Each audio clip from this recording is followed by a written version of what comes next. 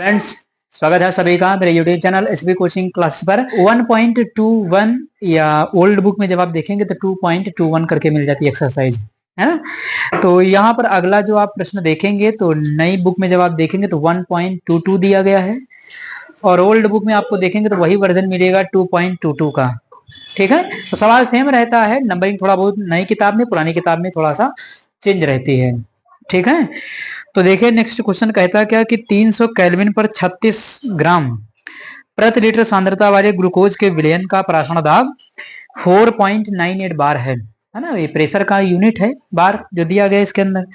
ठीक, कहता यदि इसी ताप पर विलयन का प्राशण दाब 1.52 बार हो तो उसकी सांद्रता क्या होगी।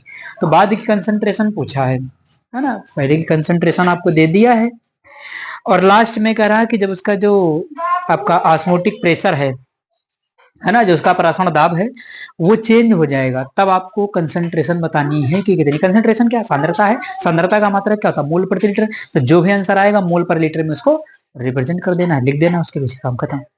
ठीक है, तो क्वेश्चन में सबसे पहले क्या है, जो दिया गया है उसको लिख लिया जाए, है ना। क्वेश्चन को पढ़ करके समझ करके सबसे पहला काम उसमें यही होता है कि जो जो क्वेश्चन के अंदर आपको दिया गया है आप उसको लिख लीजिए, है ना। यहाँ टेम्परेचर देख रहे हैं तो 300 केल्विन है ना। ये पदार्थ का जो भार है ग्लूकोज का भार कितना 36 ग्राम, अणुभार कितना 180 ग्राम। तो छोटी मोटी बातें से बहुत सारे सवाल हो गए हैं तो आपको पता होनी चाहिए इसमें, है ना।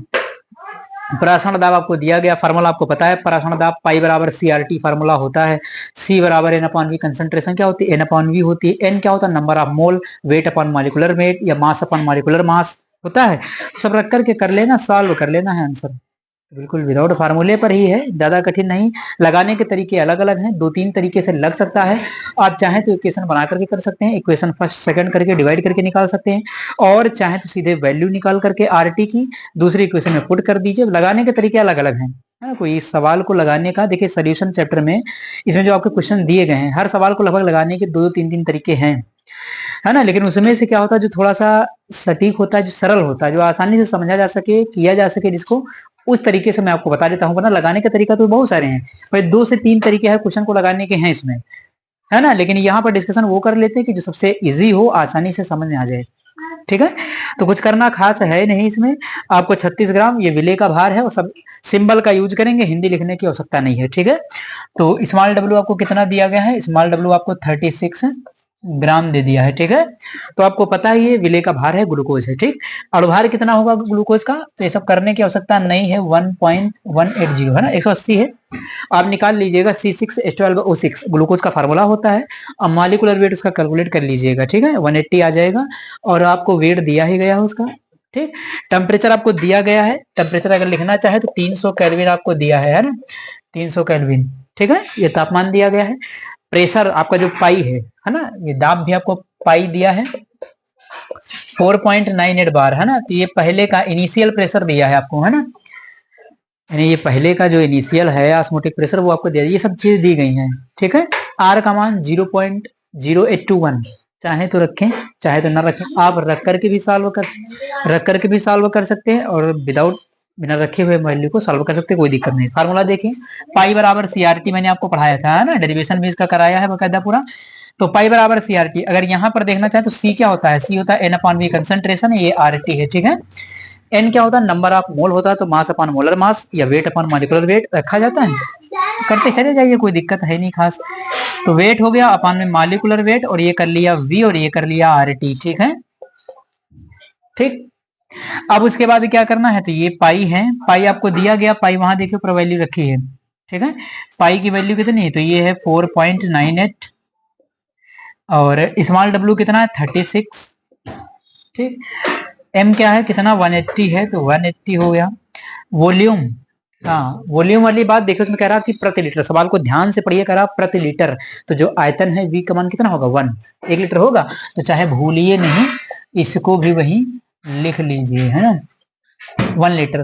तो वॉल्यूम प्रति लीटर कह रहा है ना, तो प्रति लीटर का मतलब V बराबर कितना हो गया 1 लीटर, और यहाँ रखना है सीधे। ठीक, तो कितना हो गया, ये 1 हो गया। RT, चलो RT का मान हमको नहीं पता है, हमको निकाल लेना है, RT कैलकुलेट कर लेना यहाँ से, क्या होगा इधर ये मल्टीप्लाई, चलिए इधर करते हैं ना, इस साइड में, बहुत बड़ा नहीं है क्वेश्चन। RT है ना। देखिए ये सबसे आसान मेथड है, इसलिए मैं आपको बता देता हूँ। RT है तो ये कितना है 4.98 और इंटू में क्या हो जाएगा 180, ठीक है। नीचे कितना है 36 और ये कट जाएगा तो कितना 5 होगा, तो ये मल्टीप्लाई कर लीजिएगा, है ना।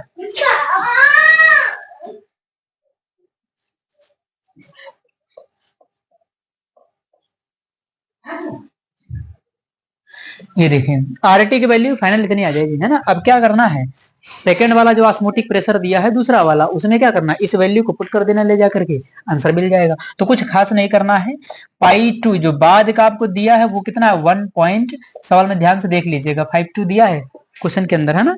1.52 दिया है, हाँ ठीक, ये भी बार में ही है यूनिट इसकी, ठीक। तो फिर फॉर्मूला लगा दीजिए, पाई बराबर CRT, है ना, ठीक। अब यहां से क्या करना, कह रहा सांद्रता, सांद्रता क्या कंसंट्रेशन C, तो ये C फाइंड करना है। तो C फाइंड करने के लिए क्या बनेगा C और ये पाई अपॉन में RT, ठीक, हल हुआ। उसके बाद पाई का मान कितना, यहाँ पाई कितना 1.52 है, ठीक है। और नीचे RT का मान निकाल ही लिया, देखिए कितना है 24.9। कोई इक्वेशन कोई समीकरण आवश्यकता है ही नहीं बनाने की, सीधे चलिए यहाँ से RT का मान निकाल लीजिए, RT का निकाल करके ये कर लीजिए। दूसरे तरीके में क्या करेंगे, पहले बर सॉल्व करेंगे, एक इक्वेशन बनाएंगे, फिर दूसरी इक्वेशन बनाएंगे, दोनों को डिवाइड करेंगे, डिवाइड करके आंसर नहीं आएंगे। तो वहां इतनी लंबा करने की कोई आवश्यकता नहीं है, सीधे फार्मूला है। तो आप इसको क्या करेंगे, यहाँ से डिवाइड, देखिए ये पॉइंट के बाद दो संख्या है, यहाँ 0 बढ़ा दीजिए, ये बराबर हो जाएगा दोनों, है ना। तो ये कितना 2490 हो गया। अब इसको क्या करना, कुछ नहीं करना, केवल डिवाइड करना, और डिवाइड करने के बाद आपको जो आंसर मिलेगा यहाँ से 0.061, है ना। ये कंसंट्रेशन आ गई, सांद्रता। मात्रक क्या होता है, तो मोल प्रति लीटर, ठीक है। यूनिट क्या है, मोल प्रति लीटर। तो बिल्कुल हल हुआ सवाल, आसान है, एक बार इसको देखेंगे ध्यान से। RT देखिए, RT का मान चाहते तो हम रख सकते थे, T का मान कितना 300 केल्विन, R का मान कितना 0.0821, दोनों का मान रखते, समीकरण नंबर 1 बनाते।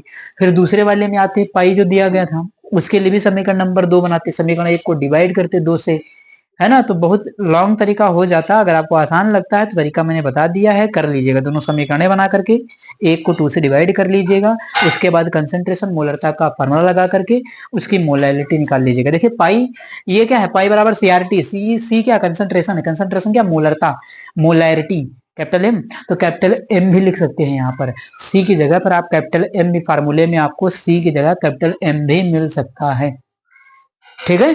तो बहुत ज्यादा कठिन नहीं, मुझे ये शॉर्ट लगा, इस तरीके से मैंने बता दिया। तरीका मैंने दूसरा भी बता दिया है, आपको अगर वो अच्छा लगता है तो आप उससे कर लीजिए, कोई दिक्कत कोई समस्या नहीं है। आंसर दोनों से सेम आएगा, आंसर गलत आने वाला नहीं है, ठीक है।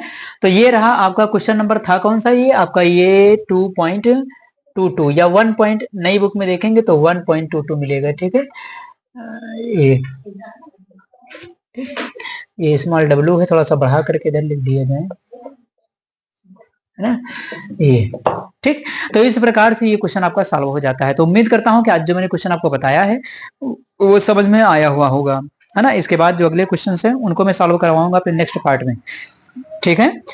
तो देख करके इसको एक बार रिपीट कर लीजिएगा, मैंने कम समझ में आया तो रिपीट कर लेंगे तो बिल्कुल आसान हो जाएगा। कैलकुलेशन ही है, थोड़ा सा समझना रहेगा, बाकी सॉल्व कर लीजिएगा, आसानी से हो जाएगा।